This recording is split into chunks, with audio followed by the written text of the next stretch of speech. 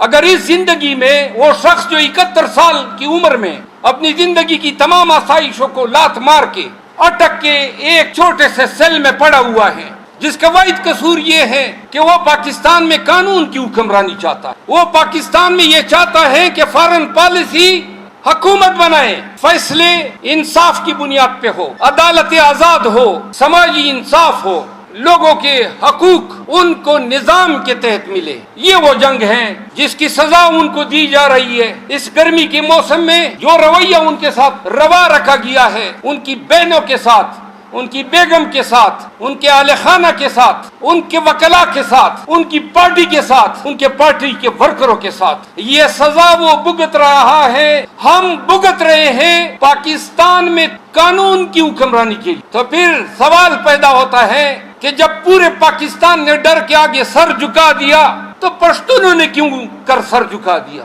اور پشتون وکلاء کس طرح ڈر سکتے ہیں؟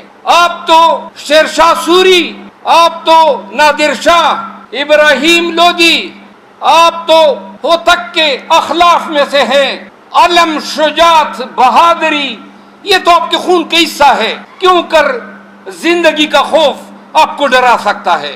ایک دفعہ کھڑے ہونا ہے، عزت۔ آج لوگوں کے پاس ہم جاتے ہیں، ان کا پیار، ان کی احترام سمیٹ نہیں سکتے ہیں، کھڑے ہونے کا نام ہے۔ پھر سب سے پہلے یہ ذمہ داری پاکستان میں کسی اور کمیونٹی پہ پڑے یا نہ پڑے، پشتون جو ہیں ان پہ بائی ڈیفالٹ پڑتی ہے، کیونکہ پشتونوں نے کبھی جبر کے آگے سر نہیں جھکایا ہے۔ کتنے املاور آئے، کتنے لوگ آئے جنہوں نے ہم پہ حکومت کرنے کی کوشش کی، لیکن کبھی ظلم کے ضابطوں کے آگے ہم نے سر نہیں جھکائے۔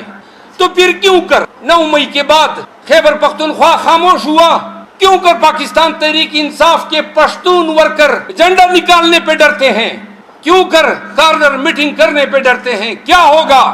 کیا نہ انہوں نے ہر قسم کا استبداد شہریار افریدی کے ساتھ، شاندانہ گلزار کے ساتھ، علی محمد خان کے ساتھ، شبلی فراز کے ساتھ، عمر ایوب کے ساتھ، اسد قیصر کے ساتھ، آپ کے ضلع کے ایم این اے انور تاج کے ساتھ، علی امین گنڈپور کے ساتھ، کس کس کا نام میں نہ گنواؤں، کیا کیا حرکتیں نہ کی، میں نہیں بتا سکتا ہوں کہ دونوں ہاتھوں سے ان کو اس طرح ہاتھ باندھ کے چھتوں سے ان کے ہاتھ باندھے جاتے تھے زنجیر پہ، اور 8 گھنٹے کھڑا رکھا جاتا تھا۔ میں آپ کو نہیں بتا سکتا ہوں کہ تحقیر کے لیے کبھی بال منڈوائے گئے اور کبھی گھسیٹا گیا۔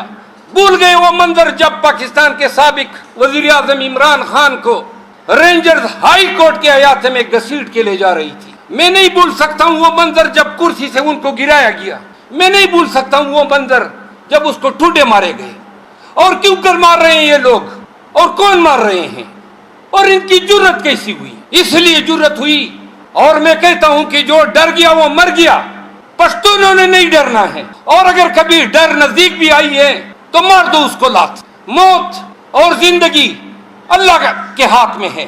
اگر زندگی خان کی لے سکتے تھے تو وزیر آباد میں مر چکا ہوتا۔ زندگی لینے پہ وہ قادر ہوتے تو اٹک جیل سے وہ آج زندہ نہ بیٹھا ہوتا۔ تو لہذا پشتونوں یہ سن لو، یہ ڈیسائیسو مومنٹ ہے۔ آپ کی ایک ڈسٹنکشن تھی کہ پشتون کبھی ڈرتے نہیں ہیں، اس ڈسٹنکشن کو مت کو، اپنے پارٹی کے جھنڈے علم کو تام کے نکلو۔ ملاکنڈ کے پشتونوں کو میں خراج تحسین پیش کرتا ہوں۔ ملاکنڈ میں پی ٹی آئی نے جلسہ نکالا، 67 ورکرز گرفتار کیے، لاٹھی چارج کیا، گولیاں برسائی۔ تو جنید اکبر خان نے ایک ویڈیو کال دی کہ آج ہمارے ساتھ ہے، کل آپ کے ساتھ ہوگا۔ تو پاکستان تحریک انصاف کے ہر کابینے نے کہا کہ ہم ٹرکوں اور بسوں میں ملاکنڈ ٹاپ پہنچیں گے۔ تو یہی حکام جو ادھر بڑے جفادری بنے ہوئے ہیں، انہوں نے ان کے آگے گھٹنے ٹھیکے، تمام ورکر کو رہا کیا، تمام مقدمات واپس لیے۔ آپ لوگوں نے بہت بھگت لیا، ایک ایک کر کے آپ کو توڑا ہے انہوں نے، ایک ایک کر کے آپ کو گھروں سے انہوں نے نکالا ہے، کبھی بنو، کبھی ڈی خان، کبھی چارسدہ، کبھی نوشیرہ۔ یہ وقت ہے اتحاد کا، یہ وقت ہے یونٹی کا۔ کیوں کر کوئی تانے دار میرے گھر میں زبردستی گھس سکتا ہے؟ کوئی قانون اس کی اجازت دیتا ہے؟ اور اگر وہ میرے گھر میں بغیر وارنٹ کے آ رہا ہے تو قانون اس کو ایزالٹ کا نام دیتا ہے۔ قانون اس کو لرکنگ ہاؤس ٹریسپاس کہتا ہے، پھر قانون مجھے حق کے دفاع کا حق دیتا ہے، اور اس حق کے دفاع میں یہ کہتا ہوں یہ کالا کوٹ، اس یونیفارم نے یہی تو ہمیں تربیت دی ہے کہ جو غیر قانونی آپ پہ ہاتھ ڈالے گا اس کا ہاتھ توڑو، جو آپ پہ پرچہ کرے گا آپ نہیں کر سکتے ہیں تو کیوں نہیں کر رہے ہیں؟ 22 میں جائیں، کرمنل استغاثوں میں جائیں، یہ ڈی پی او، یہ ڈی آئی جی، یہ آئی جی، یہ ٹرانسفر ہو جائیں گے، لیکن مجال ہے اپنے مقدمے 400 میں دائر ہوئے وہ بھگتیں گے، منتیں کریں گے، گڑ گڑائیں گے۔ جو کسی کے گھر میں گھسا ہے تو اس گھسنے والے کو مت چھوڑو، عدالت میں اس کو گھسیٹو۔ جس نے آپ کو اب سے بیجا میں رکھا ہے اس کو نہ چھوڑو، اس کی وردی جو اس نے پہنی ہے یہ وردی شیر کی ہے، اندر سارے گیدڑ ہے۔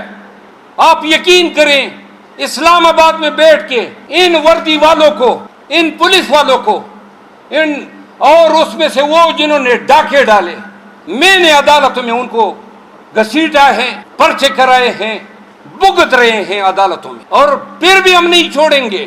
مرتے دم تک تحریک انصاف کے ساتھ ہونے والی اس ظلم جس میں جس نے جتنا کردار ادا کیا ہے، چاہے وہ آئی جی ہو پنجاب کا، اسلام آباد کا، کے پی کا، یہ سب سن لیں، انتقام کی سیاست نہیں ہوگی۔ پاکستان تحریک انصاف الیکشن بھی لڑے گی اور حکومتیں بھی بنائے گی۔ خیبر پختونخوا میں پرویز خٹک کی وجہ سے پاکستان تحریک انصاف کے ساتھ بہت زیادتیاں کی گئی۔ ورکروں کو، عہدیداروں کو کہا گیا کہ جائیں ان کو جوائن کریں، اس کی پارٹی میں شمولیت کریں۔ خٹک، خوشحال خان خٹک بھی اسی خٹک قبیلے میں پیدا ہوا ہے۔ پٹھانوں میں ایک غیرتی قبیلہ ہے، اور پشتون میں سے سب سے کم ذات اور سب سے کم ظرف وہ انسان ہوتا ہے جو اپنے محسن کو ڈسے۔ میں خٹکوں کو کہتا ہوں کہ آپ تحقیق کریں کہ کیوں کر ایسا بندہ آپ کے قبیلے میں پیدا ہوا۔ پاکستان تحریک انصاف نے تو آپ پہ احسان در احسان کیے تھے، تمہاری حیثیت سے بڑھ کے آپ کو وزیر اعلیٰ بنایا، آپ کو وزیر دفاع بنایا۔ آج آپ نے تمام ظلم و جبر کے تیر اپنے کمان سے ہمارے خلاف داغنے شروع کیے ہیں، دھمکیاں دیتا ہے، پروگراموں میں بیٹھ کے لغو اور بے بنیادوں پہ عمران خان کو 9 مئی کے واقعات میں ملوث کرتا ہے، سائفر میں ملوث کرتا ہے، سائفر میں ملوث کرتا ہے۔ کبھی پشتون اس طرح نہیں کرتے، یہ ہمارا وتیرہ نہیں ہے۔ ایک دوسرا ہے محمود خان، سوات گیا، پتہ چلا کہ سوات کے میئر کے گھر پہ پولیس نے یلغار کی، اس کے باتھ روموں کی ویڈیوز بنائی۔ وہ ایس ایچ او اور اس ایس ایچ او سے یہ کرانے والے یہ نہ بھولیں